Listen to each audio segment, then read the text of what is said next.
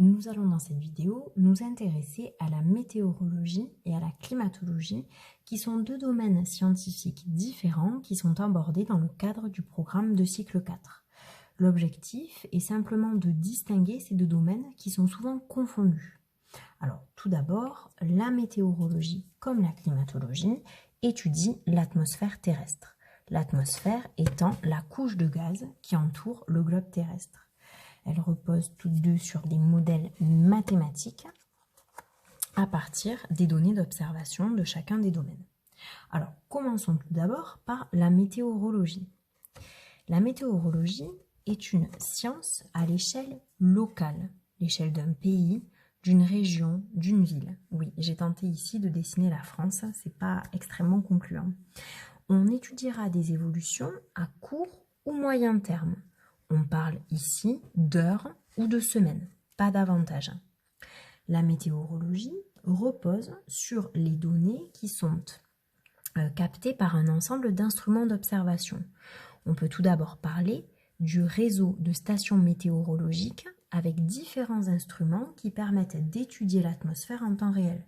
On a ainsi des baromètres qui permettent d'étudier la pression atmosphérique, les anémomètres qui permettent d'étudier la vitesse du vent, les hygromètres qui permettent d'étudier le taux d'humidité, ou bien encore les thermomètres qui permettent d'étudier les variations de température.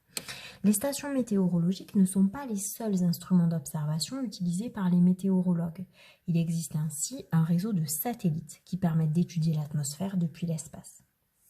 La météorologie s'attache également à étudier un certain nombre de phénomènes météorologiques comme les orages ou bien les phénomènes météorologiques extrêmes comme les tornades et puis également l'étude des nuages. Alors pour la climatologie, on va se situer à une échelle différente. Tout d'abord, les données sont étudiées à une échelle qui est globale, à l'échelle du globe. Il existe ainsi des grandes zones climatiques, alors je ne vais pas détailler, mais qui existent en fonction de la latitude. Alors s'il fallait détailler, il faudrait une vidéo entière, on va simplement faire un point. Le soleil ne frappe pas avec la même intensité partout à la surface du globe. Le globe étant rond, on a effectivement un rayonnement solaire qui va frapper l'équateur avec davantage d'intensité qu'il ne frappe au niveau des pôles.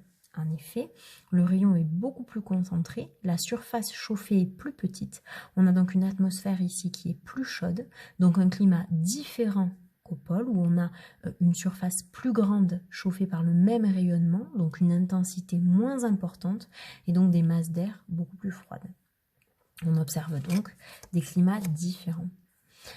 L'échelle de temps est également différente. La climatologie s'attache à étudier des évolutions à long terme, sur des années, voire des périodes géologiques complètes, c'est-à-dire plusieurs dizaines de milliers d'années. Alors, quelles données? Comment récupère-t-on ces données?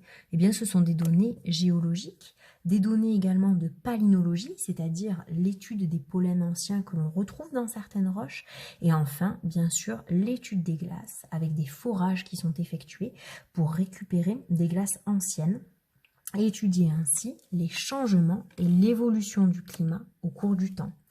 J'ajoute qu'une grande partie de la climatologie aujourd'hui s'intéresse également aux évolutions du climat liées aux effets anthropiques. Alors on voit ici que la météorologie et la climatologie sont deux domaines distincts de l'étude de l'atmosphère terrestre.